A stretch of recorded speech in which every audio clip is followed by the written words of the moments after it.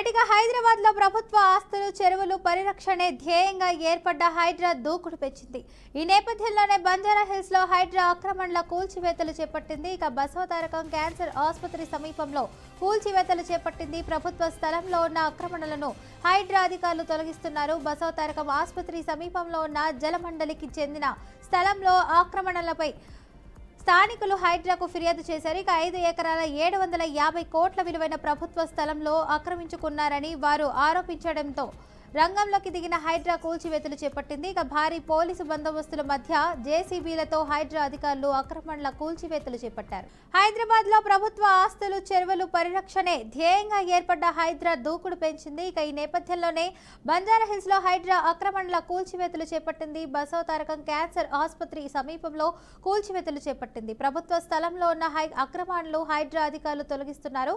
బసవతారకం ఆసుపత్రి సమీపంలో ఉన్న జలమండలికి చెందిన స్థలంలో ఆక్రమణలపై స్థానికులు హైడ్రాకు ఫిర్యాదు చేశారు. ఇక 5 ఎకరాల 750 కోట్ల విలువైన ప్రభుత్వ స్థలంలో ఆక్రమించుకున్నారనే వారు ఆరోపించడంతో రంగంలోకి దిగిన హైడ్రా కూల్చివేతలు చేపట్టింది. ఇక భారీ పోలీసు బందోబస్తు మధ్య జేసీబీలతో హైడ్రా అధికారులు ఆక్రమణల కూల్చివేతలు చేపట్టారు. ఇక ఇదే అంశానికి సంబంధించి పూర్తి సమాచారాన్ని మా ప్రతినిధి శ్రీకాంత్ అందిస్తారు. చెప్పండి శ్రీకాంత్.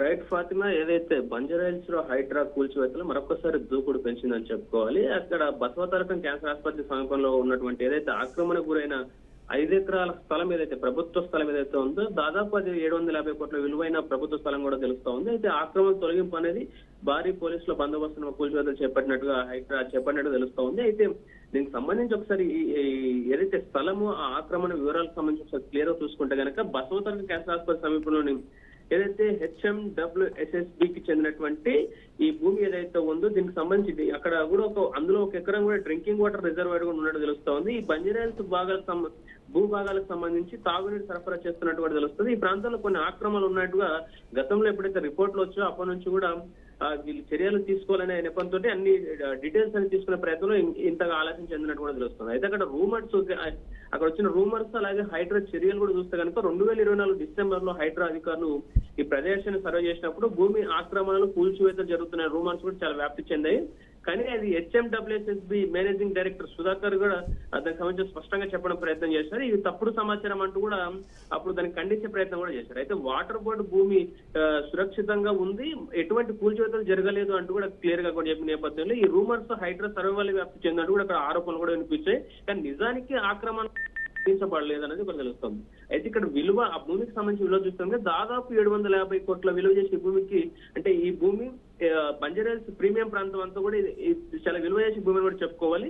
హైడ్రా సాధారణంగా ఇలాంటి ప్రభుత్వ భూములను ఏదైతే FTL బఫర్ జోన్లు పార్కులు ఏంటి మొదలైన రక్షించడానికి కూడా ఈ చర్యలైనా తీసుకుంటున్న పరిస్థితి చూస్తూ ఉన్నాం. అయితే హైడ్రా చర్యలు ఒకసారి చూసుకుంటే కనుక హైడ్రా 2024 ఆగస్టు నుంచి Hyderabad OR outer ring road పరిధిలో ఆక్రమణలు తొలగించడానికి విస్తృత క్యాంపెయిన్ నడుపుతూ మొత్తం 43.94 ఎకరాలు తిరిగి తీసుకోవడం జరిగింది. ఇందులో Banjara Hills, Lotus Pond, Mansoorabad, BJR Nagar, Gajula Ramaram, Chintal, Ameerpet మొదలైన ప్రాంతాల్లో కూడా ఈ చర్యలను చేపట్టి దాదాపు అక్కడ రాజకీయవేత్తలు, వ్యాపారవేత్తలు, సినిమా తారల ఆస్తులను కూడా కవర్ చేసిన ప్రయత్నం కూడా చూసాం. అయితే ఏదైతే గాజుల రామాలకు సంబంధించి సెప్టెంబర్ 21కి సంబంధించిన ఆక్రమణ కూల్చివేతలు దాదాపు 15,000 కోట్ల విలువైన 100 ఎకరాలు కూడా తిరిగి పొందాడని చెప్తా ఉన్నారు. అయితే అక్కడ అలాగే కొండాపూర్ సంబంధించి కూడా 36 ఎకరాలను అలాగే ఏదైతే శంషాబాద్, శ్రీ సంపత్ నగర్, ఊటపల్లికి సంబంధించి ఏరియాలలో కూడా కొన్ని ఆక్రమణ తొలగించి ఈ చర్యలు చేపట్టినట్టు తెలుస్తా ఉంది. అయితే ఇక్కడ ఓవరాల్ ఒక అంశం చూసుకుంటే కనుక ఇప్పటికి కూడా మనకు హైడ్రా కమిషనర్ ఎవరైతే రంగనాథ్ ఉన్నారో వారు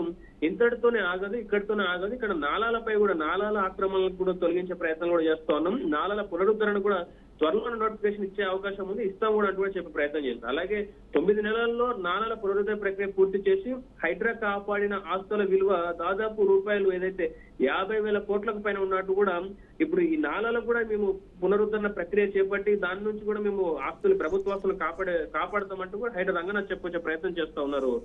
రైట్, థ్యాంక్ యూ శ్రీకాంత్.